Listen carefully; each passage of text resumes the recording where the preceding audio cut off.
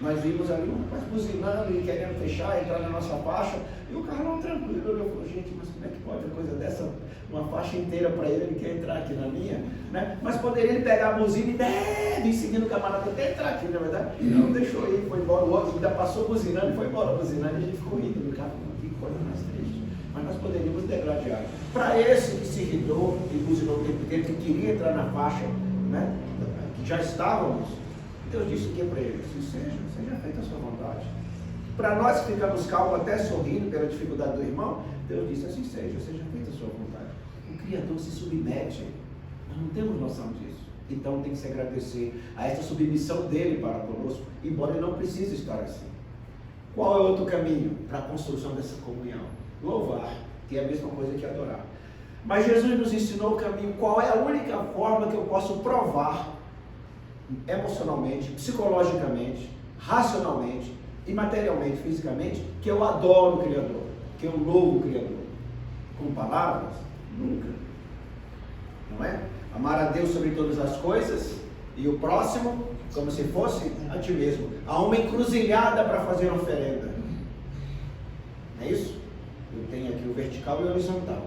No meio da encruzilhada eu tenho o quê? O timo, que vibra para o sentimento, no batimento do coração, pelos hormônios que o cérebro excreta por aquilo que eu estou observando. Aí o timo acelera e o coração vai emocionado, está raivoso. Aqui está o altar de oferenda para Deus. Em mim, não no meu próximo. A única forma de eu provar que louvo a Deus não é dobrando os joelhos e fazendo prece, levando um chocolate, um almofado do coração, para alguém que eu nem conheço, colocar um ateliê de costura aqui para receber alguém que eu nem vai dizer muito obrigado. Eu estou louvando a Deus. Entenda esse processo da comunhão. Não é no espaço circunscrito da igreja, no centro espírita, do terreiro de Umbanda, que eu também encruzilhada, nas mesquitas, na sinagoga, no Vaticano. Tadinho, não tem noção de como é que Deus se sente. Mas o PS deixou claro isso.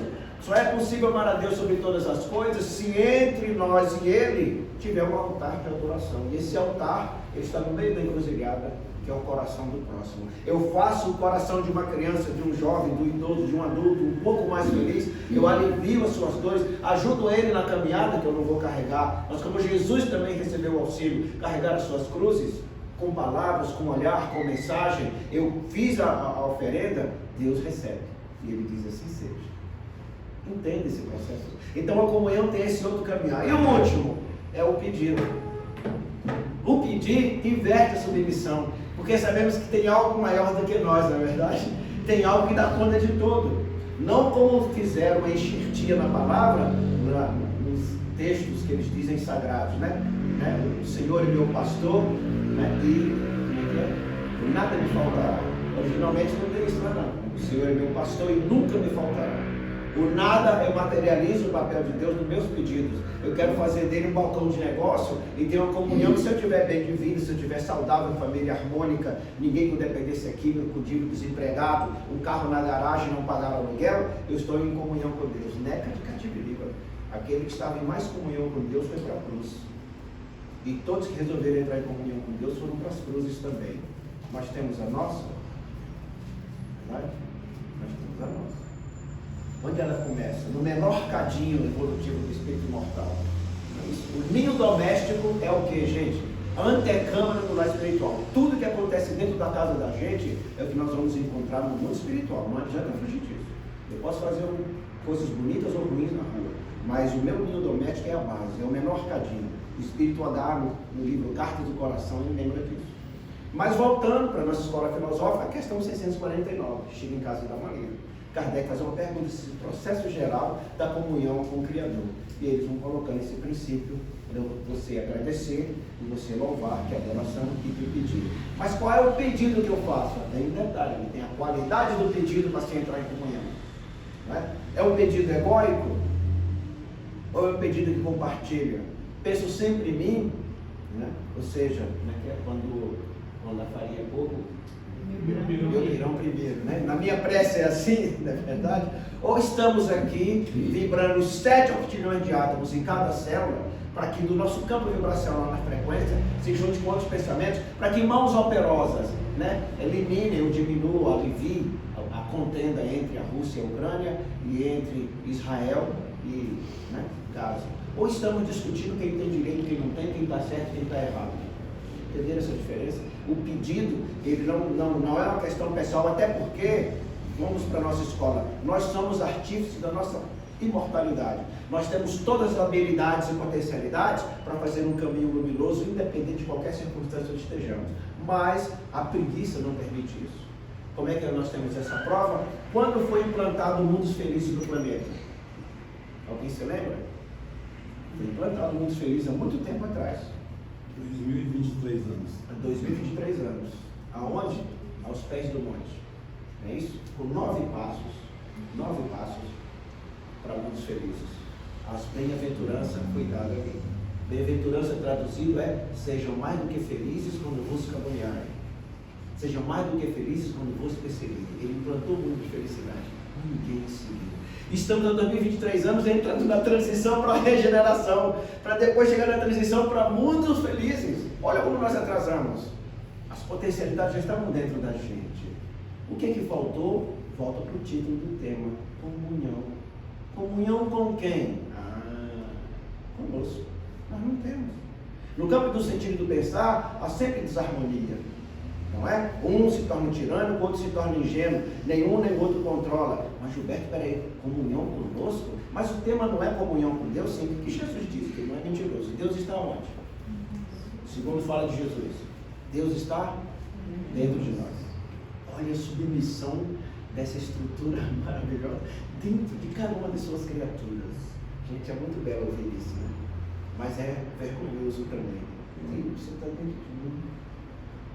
Mas Kardec não acreditou muito nessa fala de Jesus. Cartesiano, não é isso? Um pouco complicado na visão dele, porque tinha o pai e a mãe ligados à questão batista, muita gente não estuda os pais dele. E aí ele faz a pergunta: onde é que está gravada a lei de Deus? Aonde?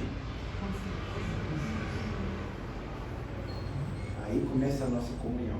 O que é ter consciência? Razão e sentimento harmonizados. No processo educativo a gente chama o quê? Eu tenho uma informação, eu recebo aquilo, então eu acomodo ali em mim, assimilo e acomodo.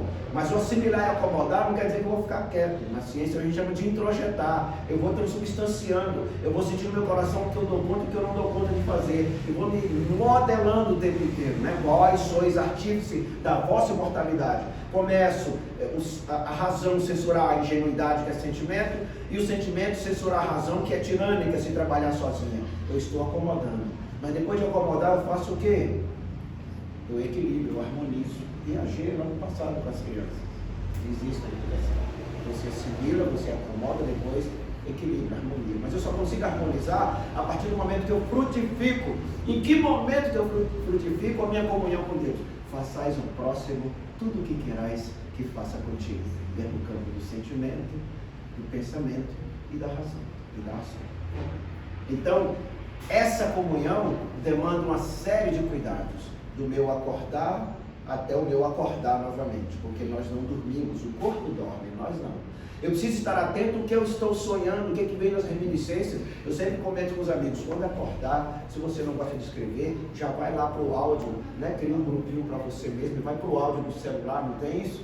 Você abre lá e faz uma gravação para você. Eu sonhei umas coisas esquisitas que estavam no lugar, não sei o que, não sei o que, não sei o que. Grava isso.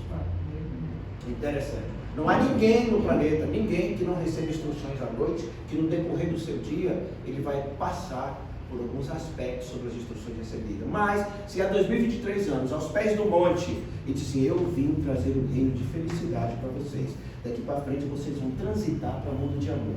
Mundo de amor, a maioria sabe, é a última encarnação na matéria. Depois vira mundos celestiais, ou mundos espirituais celestiais. Mas mundo de amor ainda é mundo material. Perdemos o mundo. Mas por que? Nos perdemos de nós mesmos. Perdemos a comunhão com aquilo que já está dentro da gente. O que é que está dentro de nós? A lei de amor. Vamos lá para João, para entender a comunhão com Deus, que João diz o quê? Chega já. Primeira coisa que ele diz: Deus é o quê? Espírito, é algo não material, é imaterial. Mas ele também é um sentimento, que é outra dimensão além do Espírito. O sentimento de amor é uma dimensão fora do Espírito. Igual o tempo é uma dimensão que nós não controlamos. O tempo é uma dimensão.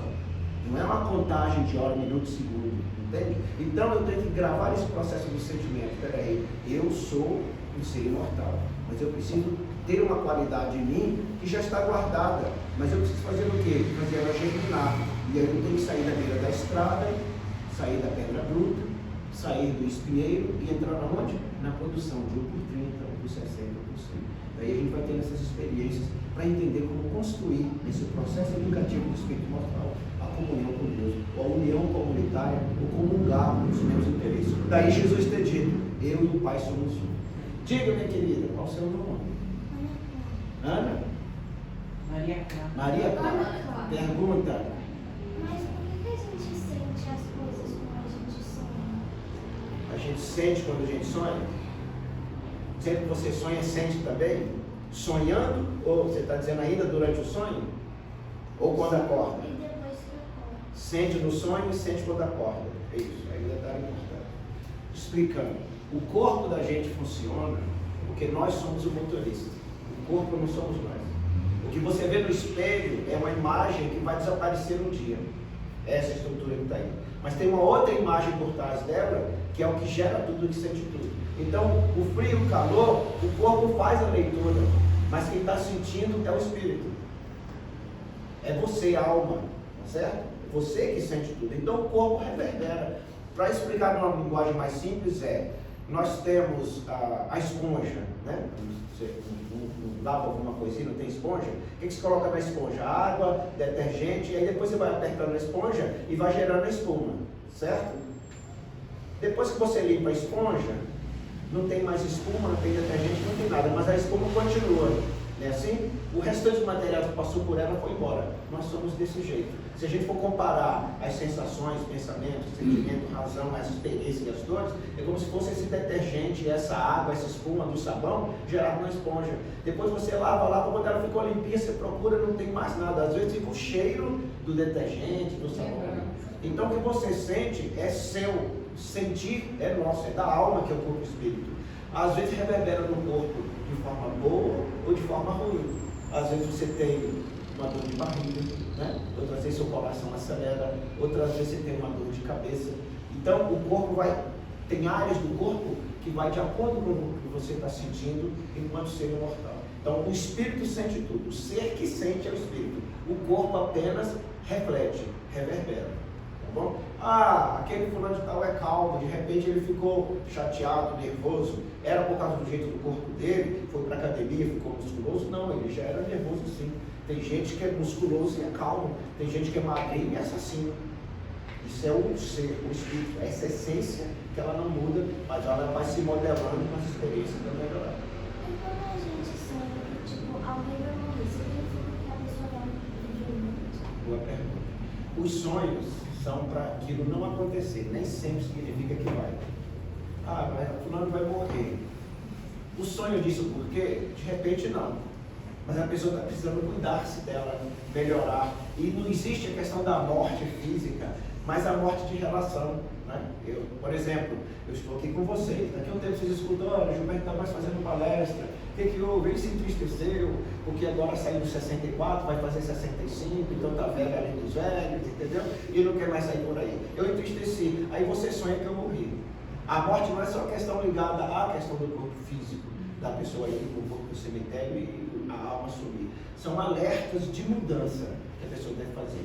E todas as vezes que a gente tem um sonho, e aí é boa a sua pergunta, tá, gente? Ficar atento com as crianças e os jovens, é que Jesus disse há 2023 anos, naqueles tempos, os jovens, e Paulo continuou com isso, né?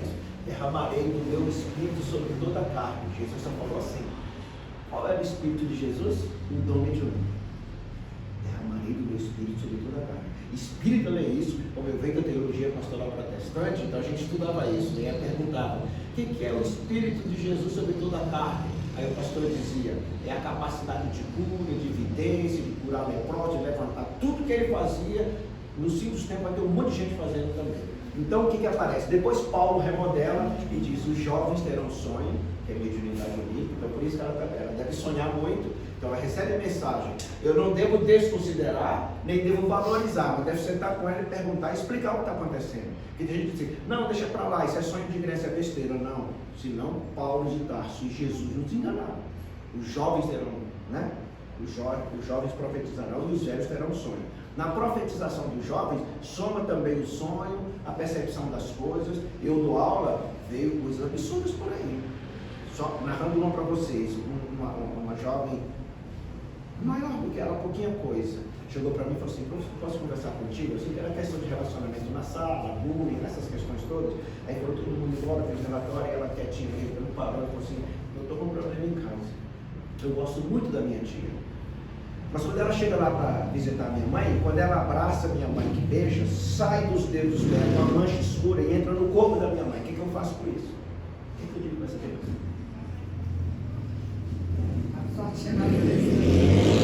Não deixar a tia em casa, né? Eu falei, é muito simples. Você vai lá, você você falou uma coisa para sua mãe? Não. Eu percebo um pouco que a minha tia tem inveja do casamento da minha mãe com o meu pai. Então você está vendo, ela energia da inveja. Como é que eu faço para não ver mais isso? Eu falo, pede para não ver. Aí na outra semana, não, mas eu continuo vendo. Eu falei, então vamos mudar. Você vai, quando ela abraçar sua mãe, você abraça as duas, tendo pensamento de amor. Desapareceu essa marcha. Entende? Uma jovem de 14 para 15 anos. Chega outro para mim e diz assim: eu estava ouvindo uma música e eu senti o gosto da música. E era de ovo podre. Como é que nós espíritas vamos ajudar esses jovens? Eles não dão passividade de receber outros inteligentes, eles estão percebendo a nós. O outro chegou para mim e falou: eu estou andando na rua e a pessoa passa assim, é interessante, a alma dela vai depois. Ele está andando na frente e a alma está andando atrás. Eu falei: porque ela não está presa no corpo. Não, mas a alma dele estava muito esquisita, porque a música é colorida igual o arco-íris. Mas outro tem alma que tem assim a cor de lama, de barro, fica parecendo lodo, aquele, já viram lodo esverdeado? E outros passam todos cintilantes. Eu falei: mas é a realidade da pessoa. Mas tem outros que é interessante, a pessoa passa e está abraçado com ele, a própria alma dele está abraçada, toda coloridinha assim. Eles estão vendo. Entende? Aproveitando esse princípio da comunhão.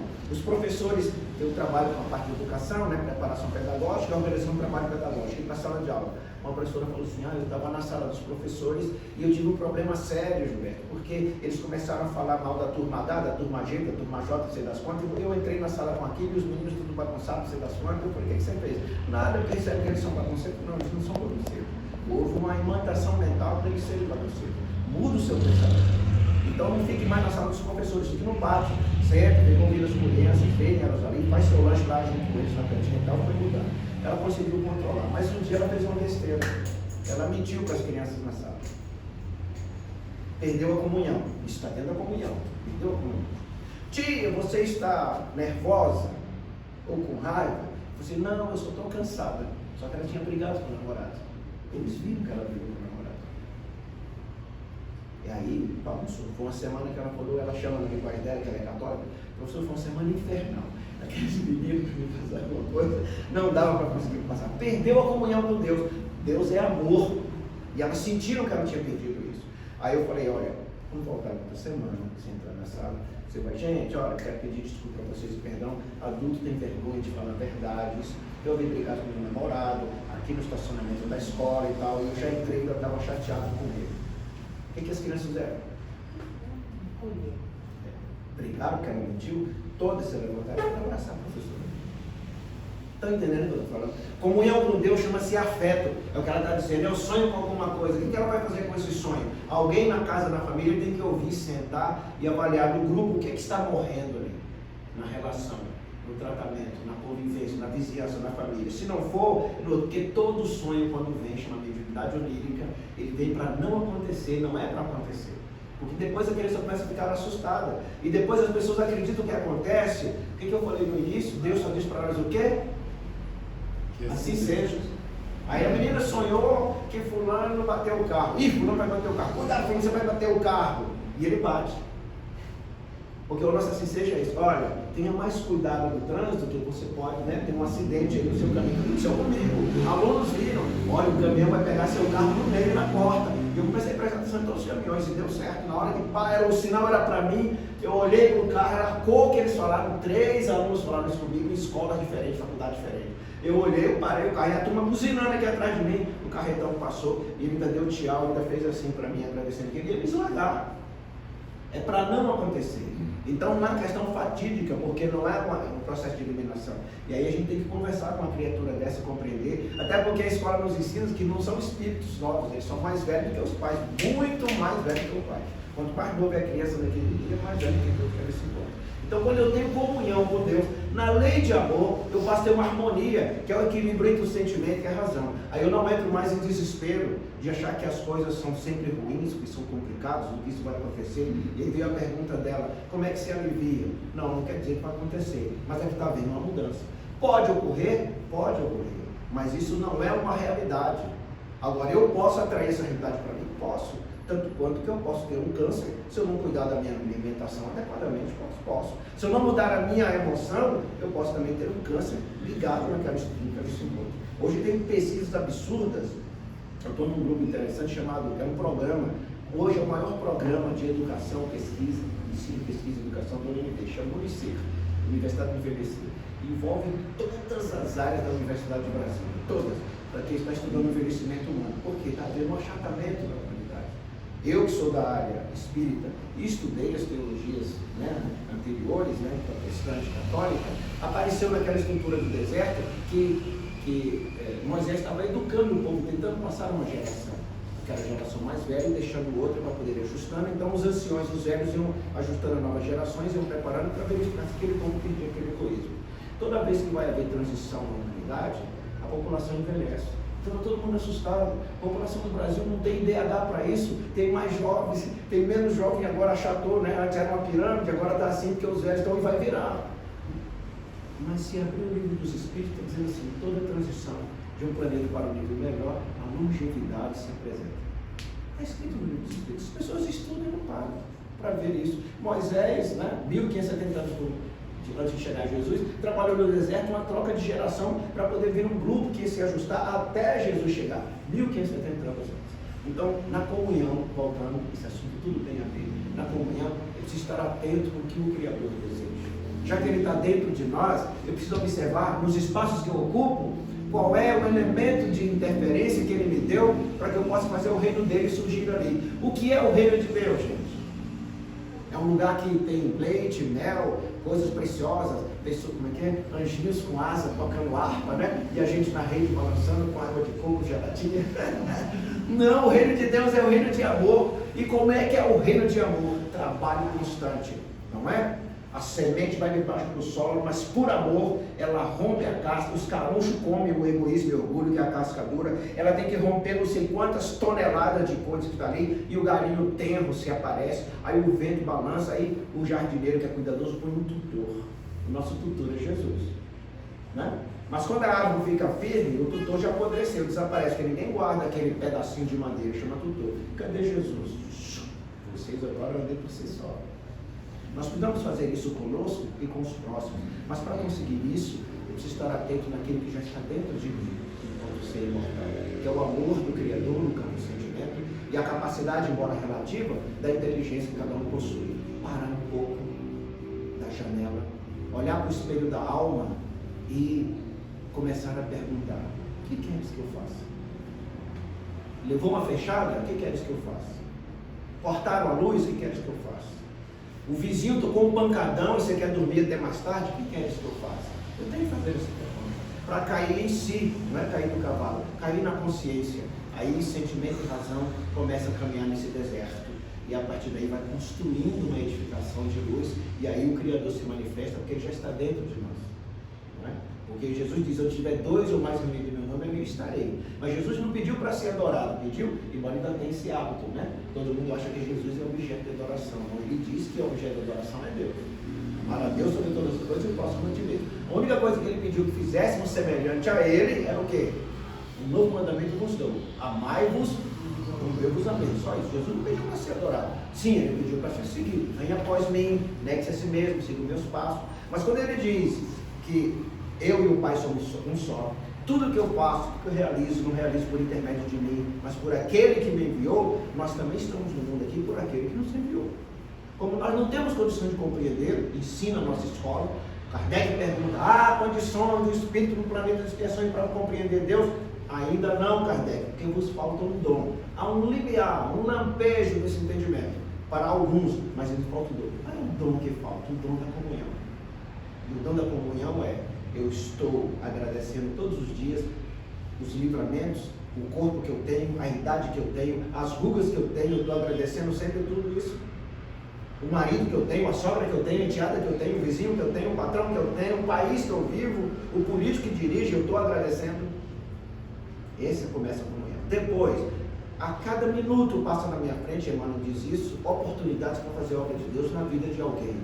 Eu estou louvando a Deus junto com o próximo, ou algumas coisas eu renego? Alguém não se aproxima de mim. No departamento da minha empresa, eu não gosto da fulano daquele setor porque ele me incomoda, ele é um chato. Cadê o louvor? Cadê a adoração? Essa é a comunhão. É no momento da refrega, é a semente debaixo do solo tentando fincar raiz para tirar a seiva do Evangelho e frutificar. Esse aí. Mesmo que leve pedrada, seja uma mangueira. A mangueira leva pedrada, mas ela continua produzindo depois. Quando não tem fruto, ninguém nem olha para ela. No máximo vai lá e fica debaixo protegido do sol. Né? Mas depois que arrebentar tudo que ela produz, que seja, né? Quanto mais pedrada levar no local de trabalho, na família, no espaço social público, esse está em comunhão com Deus. Porque nós não somos do mundo, nós estamos no mundo. Como não é um mundo de amor, é de expiação e prova, duelo, vaidade, inveja, cobiça, aparência, está sempre presente. No momento que você se ajusta, se torna incólume naquele que já está dentro de nós, a lei de amor começa a surgir. Não é aquele amor que iremos alcançar em mundos ditosos, mundo de amor, mas já é alguma coisa. E aí a pessoa tem um semblante sereno. Alguém vai se encontrar, quando você vem na minha casa, eu me sinto tão bem. Nossa, naquele dia você passou uma mensagem para mim. Você parece saber o que estava acontecendo. Quando nós estamos em comunhão com o Criador, a gente acorda de manhã e manda a mensagem certinha para a pessoa que está necessitada. Eu não preciso ter evidência, mediunidade, nada, porque o Criador sabe de tudo, todas as coisas. E Ele fica procurando quais que estão em sintonia com Ele, porque já está dentro de nós, então também está trabalhando. Então, quando Jesus diz assim, a seara é imensa, Ele está falando da dele, não. A seara é imensa, mas os trabalhadores são raros, porque os trabalhadores precisam estar atentos nesse processo do saber adorar, saber, como se diz, agradecer, a gratidão, saber adorar, que é louvar, e saber servir, que é pedir. Podemos pedir para nós, evidentemente, mas existe um detalhe interessante que diz assim em Mateus 25, está aí no Evangelho, não lembro agora. Procurais primeiramente e sobretudo o reino de Deus e a sua justiça, e todas as outras coisas serão acrescentadas. Um dia eu fui questionado por Mateus sobre isso. Como é que pode você dizer que tem que procurar primeiro o reino de amor, coisa que a gente não vê, né? Um sentimento que não é palpável com relação ao próximo, para poder tudo ser acrescentado? É muito simples. Você observa hoje na sua empresa, qual é o colega lá que dá mais sugestões, que é o mais criativo, que ganha prêmios todas as vezes de resultado positivo e inovação na empresa? Era um religioso. Mas era um religioso também. Ele estava sempre pacífico. Ele não tinha problemas como nós todos temos, mas ele sabia regular entre o sentimento e razão os lugares certinhos e sabia que aquilo era prova para ele passar no vestibular da imortalidade. E era o único. Depois ele falou e voltou, rapaz, olha, fulano, ele faz sopa final de semana, ele tem um negócio nos hospitais, ele faz não sei o que com crianças, ele é voluntário não sei aonde, ele faz o que com casamento coletivo, e não sei das quantas lá na OAB, não sei das quantas e tal. Eu falei, pois é, a quem mais foi dado, mais será cobrado. Ele trabalha o final de semana todinho, né? Você vai para o clube, vai para o barzinho, vai pescar, pega a sua lancha. Ele não. Ele vai lá para o sol nascente, vai lá para estruturar, vai lá servir. Quando ele chega na segunda-feira, ele está com o rosto cansado. Realmente não está. Ele está risonho, está. Tem criatividade. Procurar primeiro o equilíbrio entre razão e sentimento. Chama mansuetude, o pensamento manso, e humildade no sentimento. E todas as outras coisas são acrescentadas. Você soluciona o problema. Você tem a palavra, atendimento fraterno, tem o diálogo. Aparece a equipe para poder fazer tudo que está aí. Nossa, mas vocês não ser tão pequenininho, faz tudo isso. Mas porque está em comunhão. Tudo é acrescentado. Mas ainda não acreditamos. Porque nós queremos andar por nós mesmos. Nós não damos conta. Certo? Embora nós somos artistas da nossa imortalidade, mas existe um modelo guia na nossa frente para caminhar na nossa frente para a gente seguir. Como é que o modelo guia se comportou? Eu e o Pai somos um.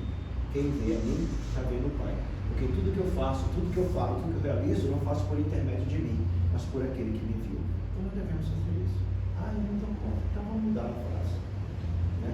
Tudo que eu faço, tudo que eu realizo, tudo que eu faço, falo e realizo, não é por intermédio de mim, mas é a escola consoladora que me acolheu, que me aceitou. Vamos fazer tudo em nome do Espiritismo, pelo menos no nosso dia a dia. Se estivermos consolados, iremos consolar. Estando consolado, realmente iremos oferecer aquilo que as pessoas necessitam. E estaremos em comunhão com Deus, porque a escola consoladora é um advento que Jesus rogou ao Pai que ficaria conosco eternamente. E é isso. Então, queridos, pensemos no nosso pedido e pereis. Batei, docearmos que acharei, que é esse agradecer, gratidão, louvar, adorar, que é servir, fazer caridade, né? E ao mesmo tempo pedir, não para nós inicialmente, mas para aqueles que têm mais necessidade do que nós. E aí, Deus está dentro de nós. É o Iavé, o Aramaico, o grego. Esse é o Criador. É o impronunciável. São 3 letrinhas. Mas Jesus falou uma outra que os teólogos traduzem errado. Quando eu fiz na época, eu não entendi a diferença e aprendi isso. Tem o Elohim. O Elohim não é o Criador. O Elohim são os criadores do Criador. Nós também somos Deus. Quem disse isso? Jesus. Deus está dentro de vós e vós sois deuses. E Yahvé está no seu coração. E Elohim, vocês sois também, porque sois artigos da imortalidade. Eu quero mudar alguma coisa no meu caminho, na minha família, no meu lugar, sim. Basta eu ajustar o equilíbrio entre razão e sentimento. Tudo bem? Harmonizar isso daí. Os 7 octilhões de átomos em cada célula, são 100 trilhões de células, vai gerar um equilíbrio no corpo. E os neuropeptídeos vão se reequilibrar. Você vai olhar, uma coisa que parece um problema para alguns, é um desafio para outros. Um desafio é a oportunidade de crescer enquanto seres inteligentes da criação e seres amorosos do Criador. E Deus se fará manifesto por intermédio de nós, porque Ele só age por intermédio das suas criaturas. Sozinho, Ele não descumpre essa lei. Que o amor do Pai, a ternura de Maria, a paz de Jesus, esteja em todos os corações, hoje e sempre. Alguma pergunta? Ela falou que eu tinha. Respondi para você. Tá bom. Depois você pede meu WhatsApp, se tiver outras perguntas, a casa tem, não tem problema. Ó, aqui lembra de mim, pode me encher de perguntas. Tá bom? Não tem problema não. Atendo vários jovens da cidade aí.